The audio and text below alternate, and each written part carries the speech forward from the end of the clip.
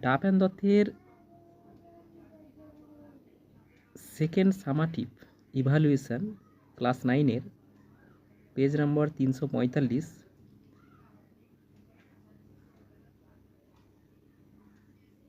এই স্কুলটি আমরা আজকে করব। তো এখানে একটা প্যাসেজ দেওয়া হয়েছে। তো এই প্যাসেজটি এটা ভালো করে পড়ব। পড়ার পর নিচের যে সকল প্রশ্নগুলো রয়েছে আমরা সেগুলো সলভ করব।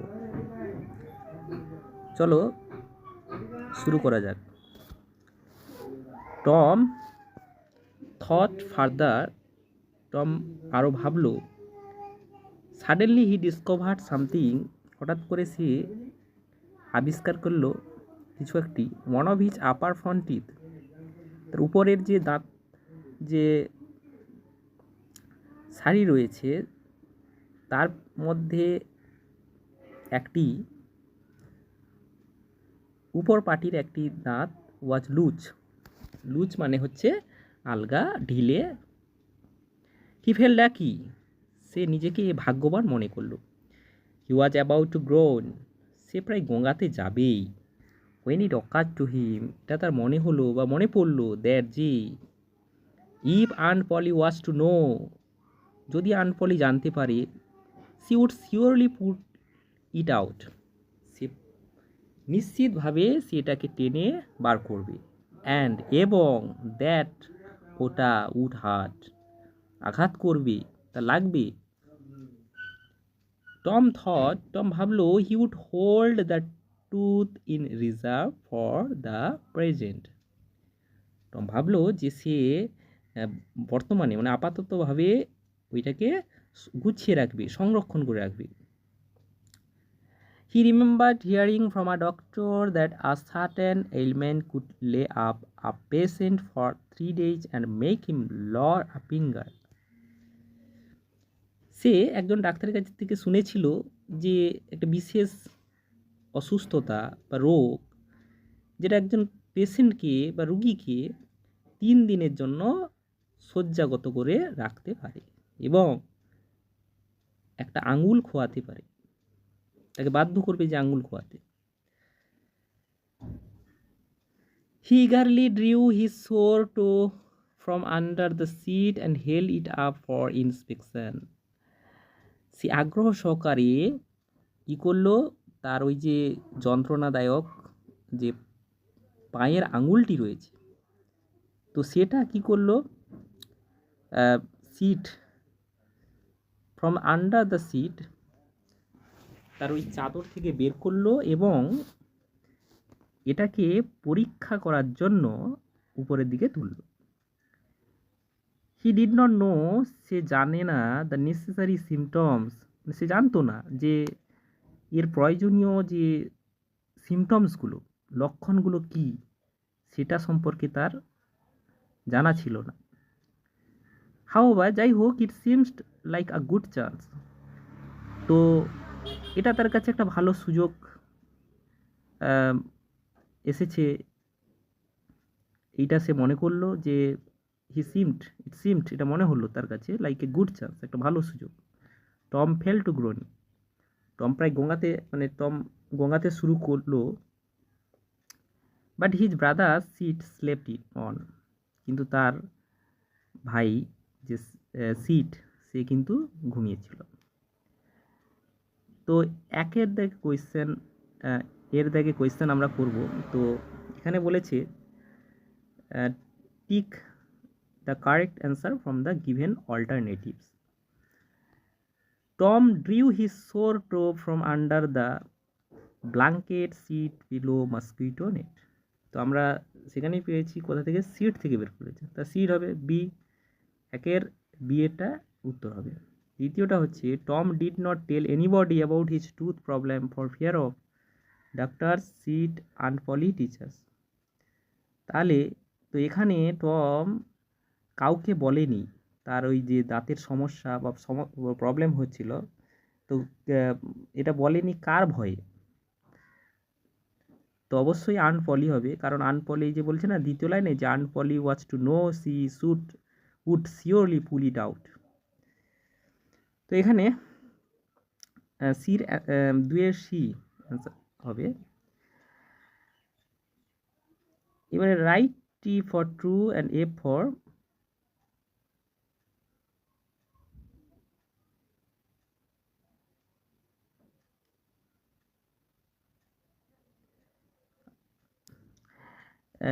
T for true and A for false statement in the boxes. তো Tom drew his sore thumb with reluctance. তো এখানে বলছে টম তার যে যন্ত্রণাপূর্ণ আঙুলটি বের করলো অনিচ্ছা সহকারে। না, এটা তো থাম হবে না, এটা হচ্ছে টো। তো যেহেতু রিলাক্টেন্সও এখানে বলা হয়েছে, কারণ ইগারলি বলা হয়েছে, আর অ্যাকচুয়ালি তো এখানে থাম্পের কথা বলা হয়নি, তো এখানে বলা হয়েছে টোর কথা। তো এই বলেছে না যে he eagerly drew his sore toe from under the seat, তাহলে এটা ভুল হবে, ফলস, এফ। এবারে দুইয়েরটা বলেছে one of Tom's upper front teeth was missing, তার উপরের যে পাটির দাঁতটি, তো সেটা কি মিসিং ছিল, হারিয়ে গেছিল? না, সেটা লুজ ছিল, একেবারে one of his upper front teeth was loose, কিন্তু এটা মিসিং ছিল না, তাহলে এটা ফলস হবে। এবারে বলছে সি দ্যাগে answer the following question briefly. তো হু আর সিট কে ছিল? তাহলে অবশ্যই অ্যান্সারটা হবে যে সিট ওয়াজ টমস ব্রাদার। এই যে হচ্ছে লাস্ট একেবারে লাইনটা দেখো, but his brother Sid slept on, brother, তো সিট ছিলেন তার ভাই। তো এখানে কাজিন লিখলে যদি কেউ লেখে তাও হবে যে সিট ওয়াজ টমস কাজিন।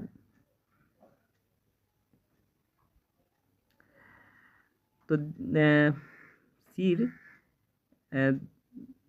দুয়ের অ্যান্সারটি হোয়াট ডিড টম রিমেম্বার। তো এটা বলছে যে টম কিসের কথা মনে পড়লো, স্মরণ করলো। তো এই লাইনটা আছে না যে 3 নম্বর লাইন রয়েছে দেখো টেক্সটের, he remembered hearing from a doctor that a certain element could lay up a patient for 3 days and make him lose a finger. তো এখানে এই অ্যান্সারটি হবে, মানে এখান থেকে এই হি থেকে একেবারে হির জায়গায় শুধু লিখে দেবে টম, ঠিক আছে, আর রিমেম্বার এখান থেকে হির জায়গায় শুধু টম কথাটা লিখবে, তারপরে পুরো ফিঙ্গার পর্যন্ত লাইনটা লিখে দিতে হবে, তাহলে অ্যান্সার হয়ে যাবে। তো এবারে একটা কবিতা রয়েছে, আমরা পড়ব। তো এখানে বলতেছে যে I watch this cloudy evening fall, আমি লক্ষ্য করি যে এই মেঘলা সন্ধ্যার নেমে আসাটা, after a day of rain, একটি বৃষ্টির দিনের পরে। তো blue mist sweet mist of summer fall, নীল কুয়াশা মিষ্টি কুয়াশা গ্রীষ্মের আবরণ, দ্য হরিজন্স মাউন্টেন চেন, আর দিগন্তের পর্বত যে শৃঙ্খল চেইন রয়েছে, the dam stands in the long green grass, আর্দ্রতা লেগে থাকে একটা দীর্ঘ সবুজ ঘাসে, সেই আর্দ্রতাটা হচ্ছে কীরকম না, as thick as morning tears, একদম মানে সকালের যে চোখের জল তার মতো ঘন,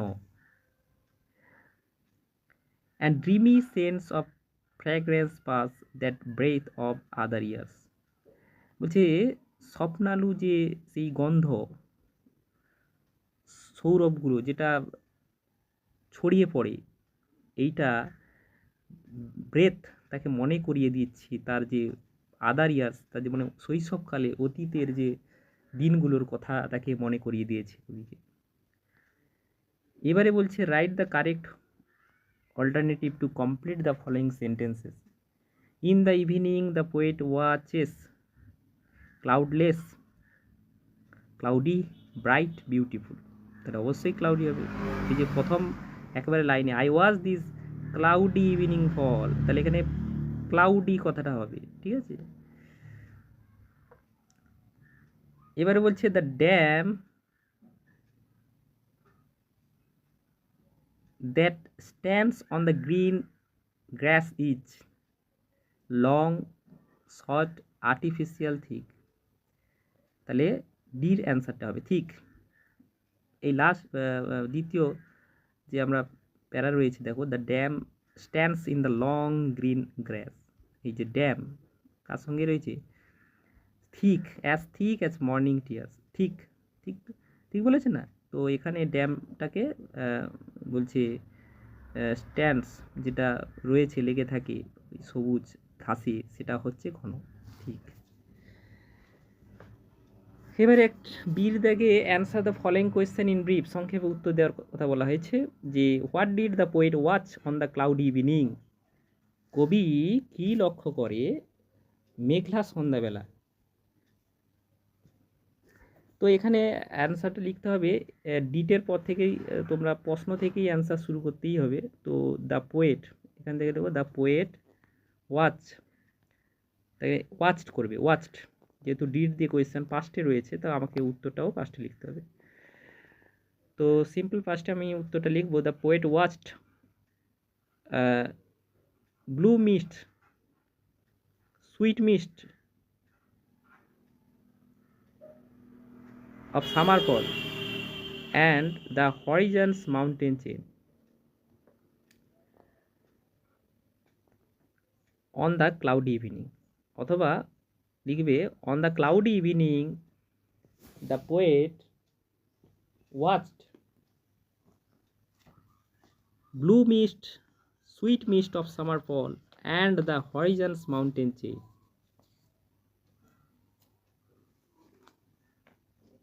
তাহলে এই অ্যান্সারটা লিখতে হবে।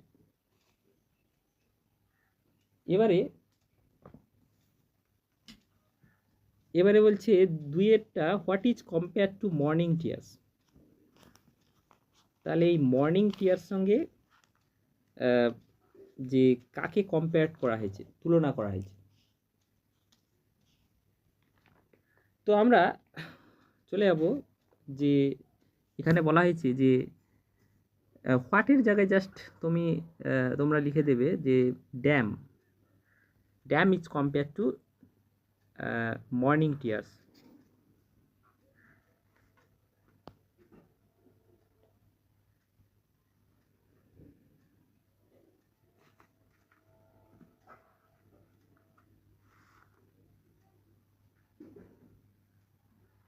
তারপরে আমরা একটা কম্প্রিহেনশন পড়বো, unseen reading comprehension, unseen passage একটা টেক্সট দেওয়া রয়েছে। তো এখানে বলেছে the number of the child labourers is rising at an alarming rate. বলছে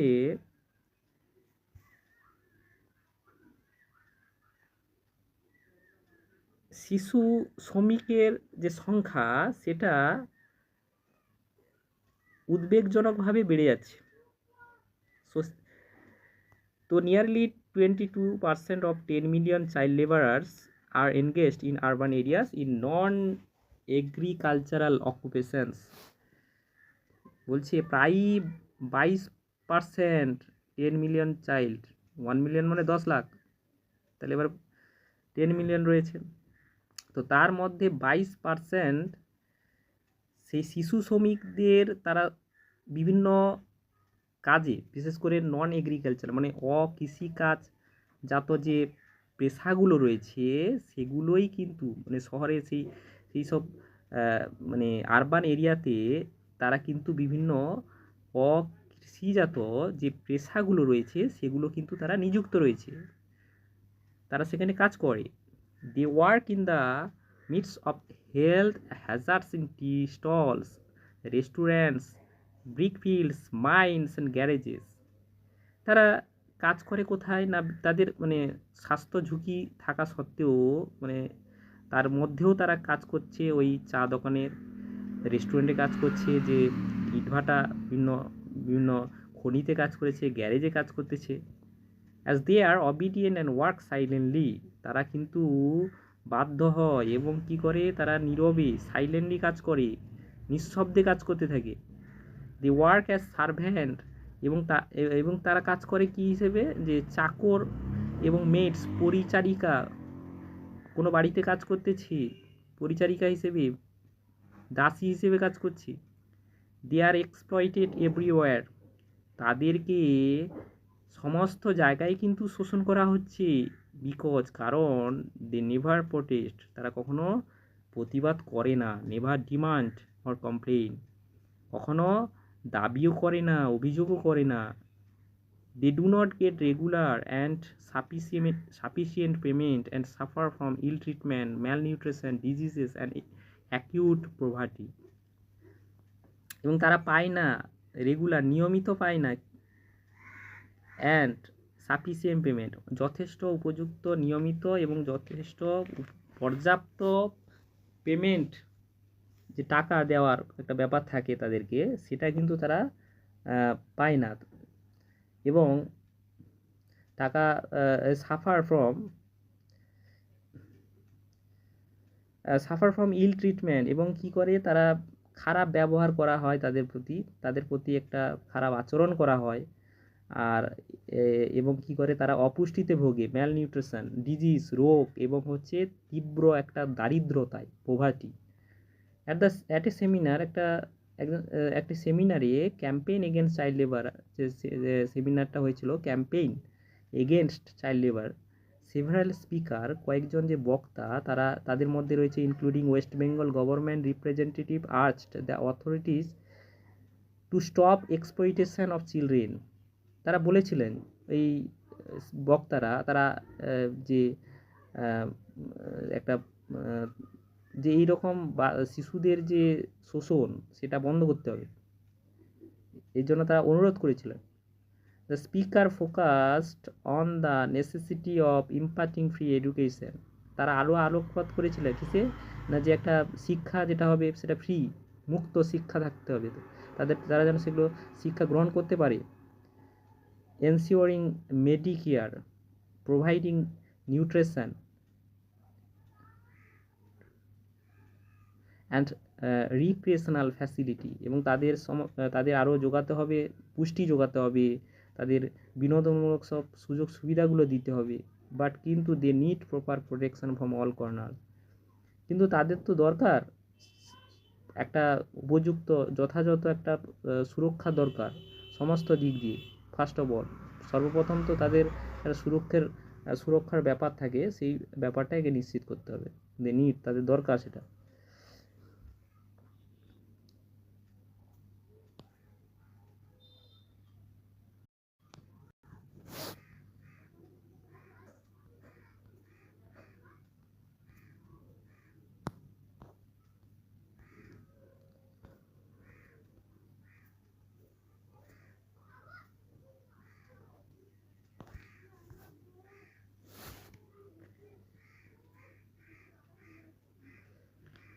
তো এখান থেকে কোয়েশ্চেন রয়েছে, যে আমরা এগুলো সলভ করব, যে write T for true and F for false statement in the boxes.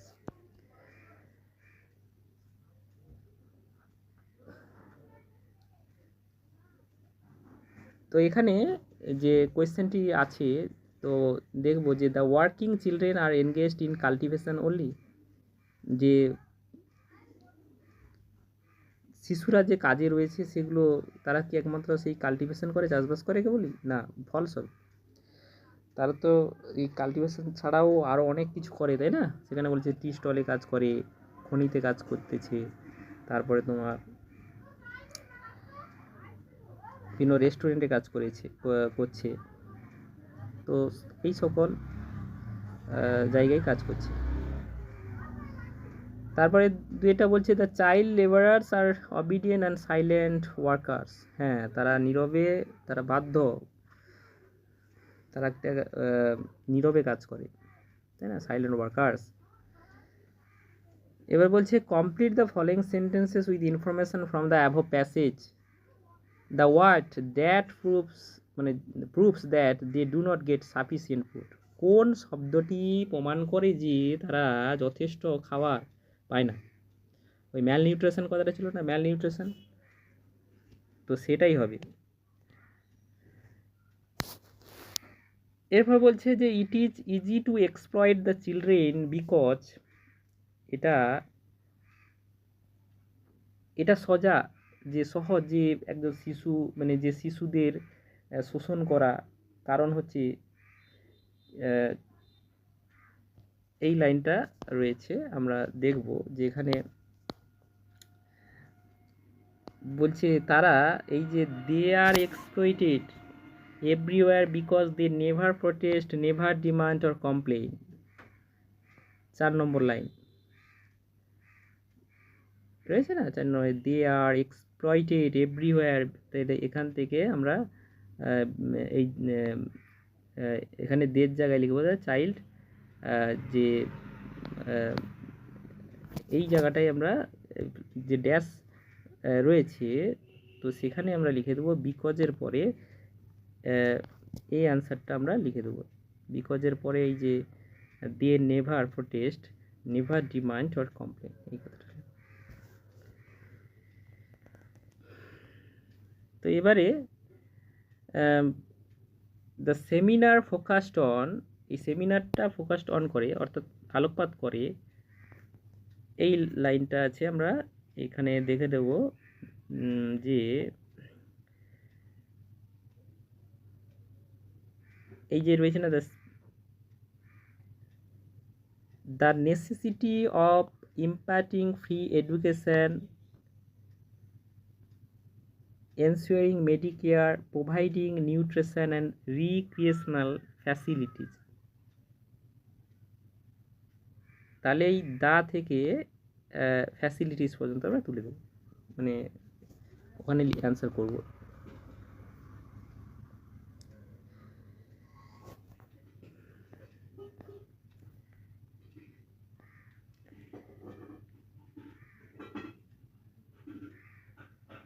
এবারে বলছে সিট দাগে answer the following question briefly.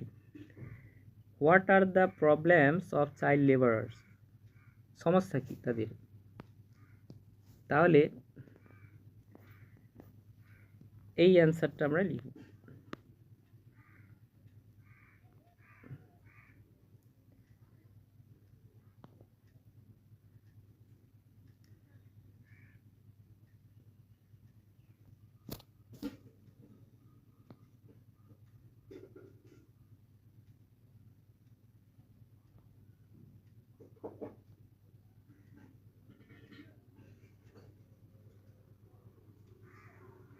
আর এখানে লিখব যে child labourers are exploited everywhere, সর্বত্র তারা শোষিত হয়।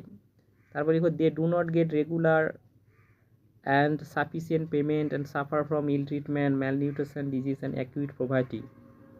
ঠিক আছে, আর তাদের যে সংখ্যাটা, the number of the child labourer is rising at an alarming rate, অর্থাৎ তার সংখ্যাটাও বাড়তেছে, এটা একটা সমস্যার বিষয়।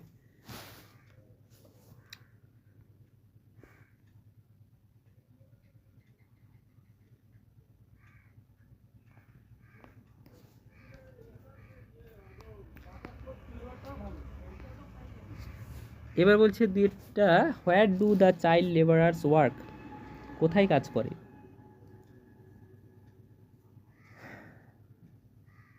তা লিখে দেব দ্য চাইল্ড লেবারার্স ওয়ার্ক, কাজ করে।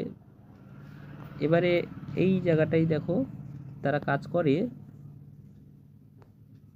In tea stalls, restaurants, brick fields, mines and garages. এই ইন থেকে গ্যারেজেস পর্যন্ত আমরা এটা অ্যান্সার করব।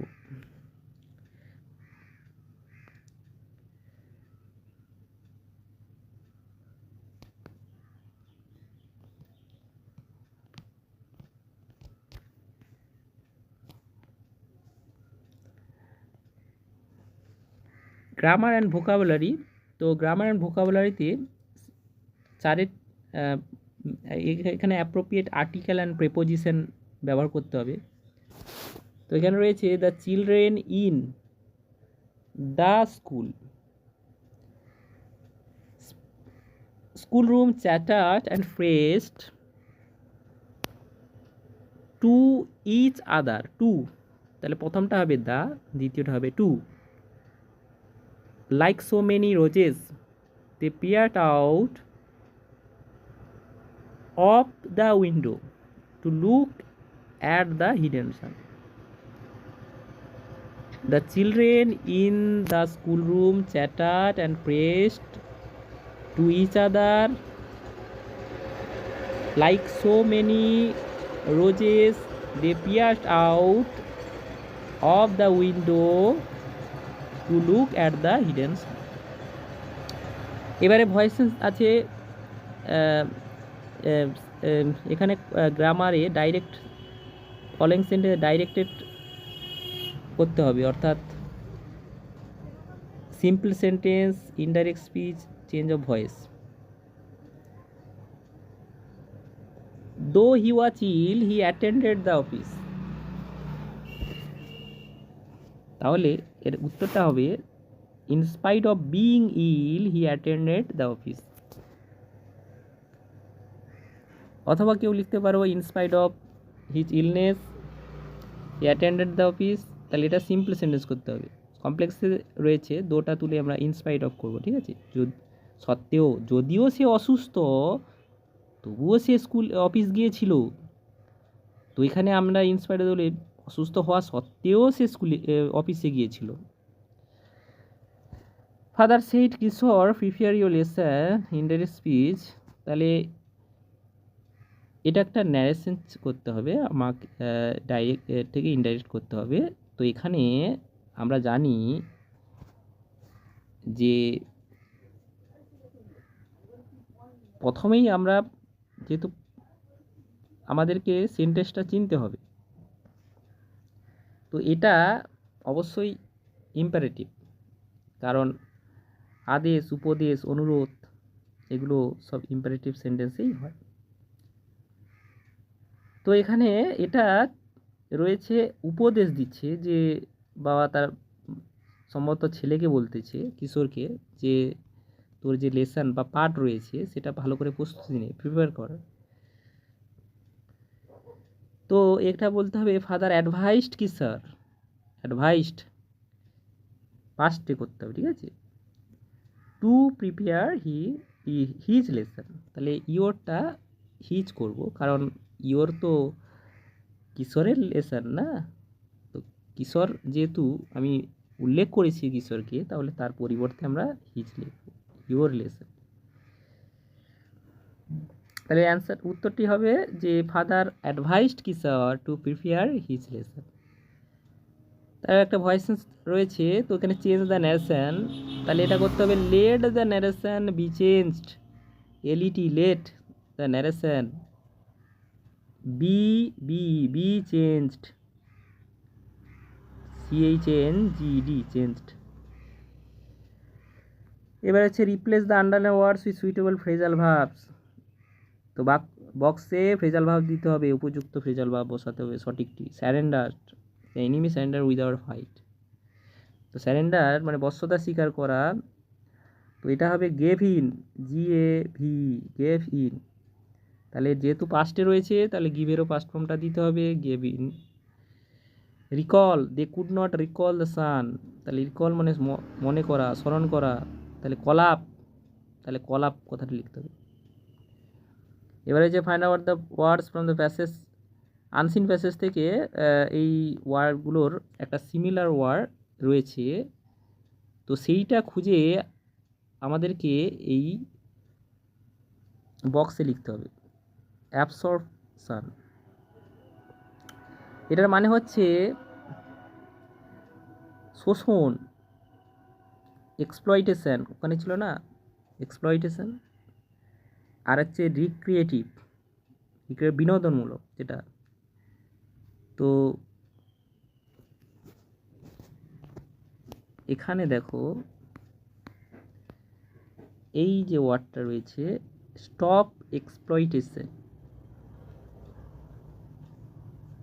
এই ওয়ার্ডটা হবে। আর একটা রয়েছে রিক্রিয়েশনাল ফ্যাসিলিটি, এই যে ওয়ার্ডটা রিক্রিয়েশনাল, এই ওয়ার্ডটি হবে 2 নম্বরটা রিক্রিয়েশনাল আর 1 নম্বরটা হবে এক্সপেক্টেশন।